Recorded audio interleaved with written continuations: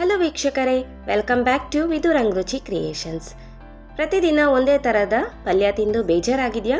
ಇವತ್ತು ನಾನು ಅತಿ ಹೆಚ್ಚು ಪ್ರೋಟೀನ್ ಇರುವಂತಹ 3 ವಿಧದ ಕಾಳುಗಳನ್ನು ಬಳಸಿಕೊಂಡು ಒಂದು ಅದ್ಭುತವಾದ ಪಲ್ಯನ ಹೇಗೆ ಮಾಡೋದು ಅಂತೇಳಿ ತೋರಿಸ್ಕೊಡ್ತೀನಿ. ಇದರಲ್ಲಿ ನಾನು ಹೆಸರು ಕಾಳು, ಹುರುಳಿಕಾಳು ಮತ್ತು ಬಿಳಿ ರಾಜ್ಮಾನ ಬಳಸ್ಕೊಂಡಿದ್ದೀನಿ.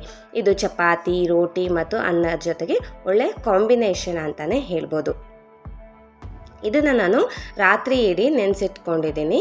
ಓವರ್ ನೈಟ್ ನಾನು ಎಲ್ಲ ಕಾಳುಗಳನ್ನು ಒಂದೊಂದು ಬೌಲ್ ಹಾಕ್ಕೊಂಡು ಓವರ್ ನೈಟ್ ನೆನೆಸಿಟ್ಕೊಂಡಿದ್ದೀನಿ.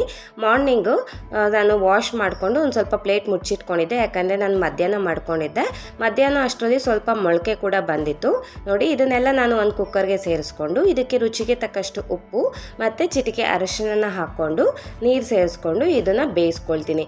ನಾನಿಲ್ಲಿ 3 ವಿಸಲ್ ಕೂಗಿಸ್ಕೊಳ್ತೀನಿ. ನೀವು 2 ಅಥವಾ 3 ಕೂಗಿಸ್ಕೊಂಡು ಕಾಳುಗಳನ್ನ ಚೆನ್ನಾಗಿ ಬೇಯಿಸ್ಕೊಳ್ಳಿ. ತುಂಬ ತೀರಾ ಮೆತ್ತಗಾಗಬಾರ್ದು, ಸ್ವಲ್ಪ ಉದುರುದಾಗಿರಬೇಕು. ಬನ್ನಿ ಈಗ ಒಗ್ಗರಣೆನ ಮಾಡ್ಕೊಳ್ಳೋಣ. ಒಗ್ಗರಣೆ ಮಾಡ್ಕೊಳ್ಳೋದಕ್ಕೆ ಮೊದಲಿಗೆ ನಾನು ಗ್ಯಾಸ್ ಹಂಚ್ಕೊಂಡು ಒಂದು ಬಾಣಲಿ ಇಟ್ಕೊಂಡಿದ್ದೀನಿ. ಬಾಣಲಿ ಕಾದ ನಂತರ ಇದಕ್ಕೆ 2 ಟೇಬಲ್ ಸ್ಪೂನ್ ಎಣ್ಣೆ ಹಾಗೆ ಒಂದು 2 ಟೇಬಲ್ ಸ್ಪೂನ್ ತುಪ್ಪನ ಹಾಕ್ಕೊಳ್ತಿದ್ದೀನಿ. ಎಣ್ಣೆ ತುಪ್ಪ ಕಾದ್ಮೇಲೆ ಇದಕ್ಕೆ ನಾನು ಸಾಸಿವೆ ಮತ್ತು ಜೀರಿಗೆನ ಹಾಕ್ಕೊಳ್ತಿದ್ದೀನಿ. ಸಾಸಿವೆ ಜೀರಿಗೆ ಚಟಪಟ ಆದಮೇಲೆ ಇದಕ್ಕೆ ನಾನು ಒಂದು 4 ಹಸಿಮೆಣಸಿನ್ಕಾಯಿನ ಉದ್ದ ಕಟ್ ಮಾಡ್ಕೊಂಡಿದ್ದೀನಿ. ಹಾಗೆ ಒಗ್ಗರಣೆಗೆ ಒಂದು 2 ಕೆಂಪು ಮೆಣಸಿನ್ಕಾಯಿನ ಮುರಿದು ಹಾಕ್ಕೊಂಡಿದ್ದೀನಿ. ನೀವು ಖಾರ ನೋಡಿಕೊಂಡು ಹಸಿಮೆಣಸಿನ್ಕಾಯಿನ ಸೇರಿಸ್ಕೊಳ್ಳಿ. ನಿಮಗೆ ಹಸಿಮೆಣಸಿನ್ಕಾಯಿ ಬೇಡ ಅಂದರೆ ಖಾರದ ಪುಡಿ ಕೂಡ ಯೂಸ್ ಮಾಡ್ಕೊಳ್ಬೋದು. ನೋಡಿ, ಇವಾಗ ಹಸಿಮೆಣಸಿನ್ಕಾಯಿ ಎಲ್ಲ ಚೆನ್ನಾಗಿ ಫ್ರೈ ಮಾಡ್ಕೊಳ್ಬೇಕು. ಇದರಲ್ಲಿರುವಂಥ ಖಾರ ಎಲ್ಲ ಎಣ್ಣೆಯಲ್ಲಿ ಬಿಡಬೇಕು. ಅಲ್ಲಿವರೆಗೂ ಚೆನ್ನಾಗಿ ನಾನು ಫ್ರೈ ಮಾಡ್ಕೊಳ್ತಿದ್ದೀನಿ. ಈಗ ಇದಕ್ಕೆ ನಾನು 1 ಟೇಬಲ್ ಸ್ಪೂನ್ ಆಗೋಷ್ಟು ಶುಂಠಿ ಬೆಳ್ಳುಳ್ಳಿ ಪೇಸ್ಟ್ನ ತೊಗೊಂಡಿದ್ದೀನಿ. ಶುಂಠಿ ಬೆಳ್ಳುಳ್ಳಿ ಪೇಸ್ಟ್ ಆದರೂ ತೊಗೊಳ್ಬೋದು, ಅಥವಾ ಶುಂಠಿ ಮತ್ತು ಬೆಳ್ಳುಳ್ಳಿನ ಚಿಕ್ಕದಾಗಿ ಕಟ್ ಮಾಡಿ ಕೂಡ ಹಾಕ್ಕೊಳ್ಬೋದು. ಹಾಗೆ ಇದಕ್ಕೆ ನಾನು ಒಂದು ದೊಡ್ಡ ಈರುಳ್ಳಿನ ಚಿಕ್ಕದಾಗಿ ಕಟ್ ಮಾಡ್ಕೊಂಡು ಹಾಕ್ಕೊಂಡಿದ್ದೀನಿ. ಈರುಳ್ಳಿ ಎಲ್ಲ ಚೆನ್ನಾಗಿ ನಾವು ಫ್ರೈ ಮಾಡ್ಕೊಳ್ಬೇಕು. ಇದೆಲ್ಲ ಸಾಫ್ಟ್ ಆಗೋವರೆಗೂ ನಾವು ಫ್ರೈ ಮಾಡ್ಕೊಳ್ಬೇಕಾಗುತ್ತೆ. ಇದಕ್ಕೆ ನೀವು ಕರಿಬೇವು ಸೊಪ್ಪನ್ನು ಕೂಡ ಹಾಕ್ಕೊಳ್ಬೋದು. ನಾನಿಲ್ಲಿ ಕರಿಬೇವಿನ ಸೊಪ್ಪು ಹಾಕ್ಕೊಳ್ಳೋದು ಮರ್ತಿದ್ದೆ. ನೀವು ಕರಿಬೇವಿನ ಸೊಪ್ಪು ಕೂಡ ಒಗ್ಗರಣೆಗೆ ಸೇರಿಸ್ಕೊಳ್ಬೋದು. ನೋಡಿ, ಈಗ ಈರುಳ್ಳಿ ಎಲ್ಲ ಚೆನ್ನಾಗಿ ಫ್ರೈ ಆಗಿದೆ. ಈಗ ಇದಕ್ಕೆ ನಾನು ಚಿಕ್ಕದಾಗಿ ಕಟ್ ಮಾಡ್ಕೊಂಡಿರುವ 2 ಟೊಮ್ಯಾಟೋನ ಸೇರಿಸ್ಕೊಳ್ತಾ ಇದ್ದೀನಿ. ಮೀಡಿಯಮ್ ಸೈಜ್, ದೊಡ್ಡ ಸೈಜ್ ಇದ್ದರೆ 1 ತೊಗೊಳ್ಳಿ, ಅಥವಾ ಸಣ್ಣವಿದ್ದರೆ 2ನ ಚಿಕ್ಕದಾಗಿ ಕಟ್ ಮಾಡ್ಕೊಂಡು ಹಾಕ್ಕೊಳ್ಳಿ. ನೋಡಿ, ಈಗ ಟೊಮ್ಯಾಟೊ ಮತ್ತು ಈರುಳ್ಳಿ ಎಲ್ಲ ಚೆನ್ನಾಗಿ ನಾನು ಫ್ರೈ ಮಾಡ್ಕೊಳ್ತಾ ಇದ್ದೀನಿ. ಟೊಮ್ಯಾಟೊ ಎಲ್ಲ ಸಾಫ್ಟ್ ಆಗಬೇಕು. ಮತ್ತು ಈಗ ಇದಕ್ಕೆ ನಾನು ರುಚಿಗೆ ತಕ್ಕಷ್ಟು ಉಪ್ಪನ್ನ ಸೇರಿಸ್ಕೊಳ್ತಾ ಇದ್ದೀನಿ. 1-2 ನಿಮಿಷ ಟೊಮ್ಯಾಟೊನ ಫ್ರೈ ಮಾಡಿಕೊಂಡು ಉಪ್ಪು ಸೇರಿಸ್ಕೊಳ್ಳಿ. ಆವಾಗ ಇನ್ನೂ ನೀಟಾಗಿ ಸಾಫ್ಟ್ ಆಗುತ್ತೆ ಬೇಗ.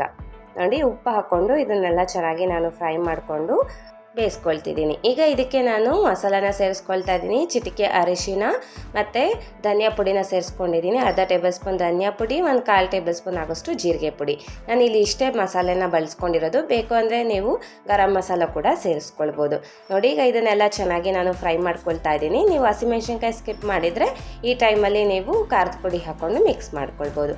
ನೋಡಿ, ಇದರಲ್ಲಿರುವಂಥ ಹಸಿ ಸ್ಮೆಲ್ ಹೋಗಬೇಕು, ಅಲ್ಲಿವರೆಗೂ ಚೆನ್ನಾಗಿ ಫ್ರೈ ಮಾಡ್ಕೊಂಡಿದ್ದೀನಿ. ಈಗ ಇದಕ್ಕೆ ನಾನು ಸ್ವಲ್ಪ ನೀರನ್ನ ಸೇರಿಸ್ಕೊಳ್ತಾ ಇದ್ದೀನಿ. ನೀರು ಹಾಕ್ಕೊಂಡು ಚೆನ್ನಾಗಿ ಮಿಕ್ಸ್ ಮಾಡ್ಕೊಳ್ಳಿ. ಇದು ಗ್ರೇವಿ ಥರ ಬರಬೇಕು. ಅದಕ್ಕೋಸ್ಕರ ಸ್ವಲ್ಪ ನೀರು ಹಾಕ್ಕೊಂಡು ಇದನ್ನು ನಾವು ಕುದಿಸ್ಕೊಳ್ಬೇಕಾಗತ್ತೆ. ಯಾಕೆಂದರೆ ಇನ್ನು ಮಸಾಲ ಎಲ್ಲ ಹಸಿ ವಾಸನೆ ಇರುತ್ತಲ್ವ, ಎಲ್ಲ ಚೆನ್ನಾಗಿ ಹೋಗಬೇಕು. ನೀರು ಹಾಕ್ಕೊಂಡು ಒಂದು 3-4 ನಿಮಿಷ ಚೆನ್ನಾಗಿ ಕುದಿಸ್ಕೊಳ್ಳಿ. ಒಂದು ಲಿಡ್ ಕ್ಲೋಸ್ ಮಾಡಿಕೊಂಡು ಕುದಿಸ್ಕೊಳ್ಳಿ. ನೋಡಿ, ಅದು ಕುದಿಯೋಷ್ಟರಲ್ಲಿ ನಾನು ಕಾಳು ತೋರಿಸ್ತಿದ್ದೀನಿ. ಕಾಳೆಲ್ಲ ಎಷ್ಟು ಚೆನ್ನಾಗಿ ಬೆಂದಿದೆ ಅಂತೇಳಿ. ತುಂಬ ಸಾಫ್ಟ್ ಆಗಬಾರ್ದು, ಈ ರೀತಿ ಉದುರಾಗಿರಬೇಕು. ನಾನಿಲ್ಲಿ 3 ವಿಸಲ್ ಕೂಗಿಸ್ಕೊಂಡು ಬೇಯಿಸ್ಕೊಂಡಿದ್ದೀನಿ. ನೋಡಿ, ಇವಾಗ ಇದೆಲ್ಲ ಚೆನ್ನಾಗಿ ಗ್ರೇವಿ ಥರ ಬೆಂದಿದೆ. ನೋಡಿ, ಈ ರೀತಿಯಾಗಿ ಚೆನ್ನಾಗಿ ಕುದ್ದು ಗ್ರೇವಿ ಥರ ಬರಬೇಕಾಗತ್ತೆ. ನೋಡಿ, ಇದನ್ನೆಲ್ಲ ಒಮ್ಮೆ ಚೆನ್ನಾಗಿ ನಾನು ಮಿಕ್ಸ್ ಮಾಡ್ಕೊಳ್ತಾ ಇದ್ದೀನಿ. ಮಿಕ್ಸ್ ಮಾಡಿಕೊಂಡು ಬೇಯಿಸಿರುವಂಥ ಕಾಳುಗಳನ್ನ ಇವಾಗ ಸೇರಿಸ್ಕೊಳ್ತಾ ಇದ್ದೀನಿ. ನೀವು ಬರೀ ಹೆಸರು ಕಾಳಲ್ಲೂ ಕೂಡ ಮಾಡ್ಕೊಳ್ಬೋದು. ನಾನಿಲ್ಲಿ 3 ಥರದ ಕಾಳನ್ನ ಯೂಸ್ ಮಾಡ್ಕೊಳ್ತಿದ್ದೀನಿ. ಯಾಕೆಂದರೆ ಹೈ ರಿಚ್ ಪ್ರೋಟೀನ್ ಇರುತ್ತೆ ಇದರಲ್ಲಿ. ನೀವು ಒಂದೇ ಥರ ಕಾಳು ಬಳಸೋ ಬದಲು 3-4 ಥರ ಕಾಳು ಹಾಕ್ಕೊಂಡು ಪಲ್ಯ ಮಾಡ್ಕೊಳ್ಬೋದು. ಯೂಶ್ವಲಾಗಿ ನೀವು ಒಂದೇ ಥರ ಕಾಳು ಹಾಕ್ಕೊಂಡು ಮಾಡ್ಕೊಳ್ತಿರ್ತೀರ. ಈ ರೀತಿ ಮಾಡಿಕೊಂಡು ನೋಡಿ, ತುಂಬ ಟೇಸ್ಟಿಯಾಗಿರುತ್ತೆ. ನಾನು ನೀರು ಕಮ್ಮಿನೇ ಇತ್ತು ನಾನು ಬೇಯಿಸ್ಕೊಂಡಿರುವಂಥ ಕಾಳುಗಳಲ್ಲಿ, ಅದಕ್ಕೆ ನಾನು ಎಲ್ಲ ಸೇರಿಸ್ಕೊಂಡಿದ್ದೀನಿ. ನೀರು ನೋಡಿಕೊಂಡು ಸೇರಿಸ್ಕೊಳ್ಳಿ. ನಿಮಗೆ ಯಾವ ಕನ್ಸಿಸ್ಟೆನ್ಸಿಯಲ್ಲಿ ಬೇಕು ಆ ಕನ್ಸಿಸ್ಟೆನ್ಸಿಲಿ ನೋಡಿಕೊಂಡು ನೀರನ್ನ ಬಳಸ್ಕೊಳ್ಳಿ. ನೋಡಿ, ಈಗ ಇದೆಲ್ಲ ಕಾಳುಗಳು ಹಾಕ್ಕೊಂಡು ಒಮ್ಮೆ ಮಿಕ್ಸ್ ಮಾಡ್ಕೊಳ್ತಾ ಇದ್ದೀನಿ. ಉಪ್ಪೇನಾದರೂ ಕಮ್ಮಿ ಅನಿಸ್ತು ಅಂದರೆ ಈ ಸ್ಟೇಜಲ್ಲಿ ಹಾಕ್ಕೊಂಡು ಮಿಕ್ಸ್ ಮಾಡಿಕೊಂಡು ಚೆನ್ನಾಗಿ ಕುದಿಸ್ಕೊಳ್ಳಿ. ಲೋ ಫ್ಲೇಮಲ್ಲಿ ಇಟ್ಕೊಂಡು ಮಿನಿಮಮ್ ಒಂದು 5 ನಿಮಿಷ ಚೆನ್ನಾಗಿ ಕುದಿಸ್ಕೊಳ್ಳಿ. ಒಂದು ಲಿಡ್ ಕ್ಲೋಸ್ ಮಾಡಿಕೊಂಡು 5 ನಿಮಿಷ ಕುದಿಸ್ಕೊಂಡಿದ್ದೀನಿ. ನೋಡಿ, ಈಗ ಇದನ್ನೆಲ್ಲ ಚೆನ್ನಾಗಿ ನಾನು ಇನ್ನೊಮ್ಮೆ ಮಿಕ್ಸ್ ಮಾಡ್ಕೊಳ್ತಾ ಇದ್ದೀನಿ. ನಾನು ಈ ಕನ್ಸಿಸ್ಟೆನ್ಸಿಯಲ್ಲಿ ಮಾಡ್ಕೊಳ್ತಾ ಇದ್ದೀನಿ. ತುಂಬ ತೀರಾ ನೀರಾಗೂ ಇಲ್ಲ ಗಟ್ಟಿಯಾಗೂ ಇಲ್ಲ, ಆ ರೀತಿ ಕನ್ಸಿಸ್ಟೆನ್ಸಿಯಲ್ಲಿ ಮಾಡ್ಕೊಳ್ಬೇಕಾಗತ್ತೆ. ನೋಡಿ ಎಷ್ಟು ಚೆನ್ನಾಗಿ ಬೆಂದಿದೆ ಅಂಥೇಳಿ. ಇವಾಗ ಮಕ್ಕಳಿಗೆಲ್ಲ ರಜೆ ಇದೆ ಅಲ್ವಾ, ಹೈ ಪ್ರೋಟೀನ್ ಸಿಗತ್ತೆ ಈ ಬಿಸಿಲಿಗೆ.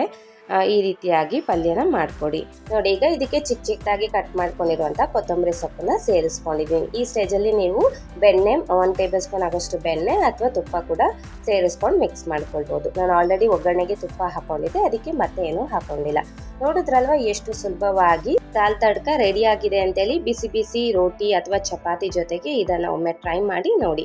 ಈ ರೆಸಿಪಿ ಇಷ್ಟ ಆದರೆ ಲೈಕ್ ಆ್ಯಂಡ್ ಶೇರ್ ಮಾಡೋದನ್ನ ಮರಿಬೇಡಿ. ಹಾಗೆ ನಮ್ಮ ವಿದು ರಂಗರುಚಿ ಕ್ರಿಯೇಷನ್ಸ್ಗೆ ಸಬ್ಸ್ಕ್ರೈಬ್ ಮಾಡ್ಕೊಳ್ಳಿ. ಧನ್ಯವಾದಗಳು.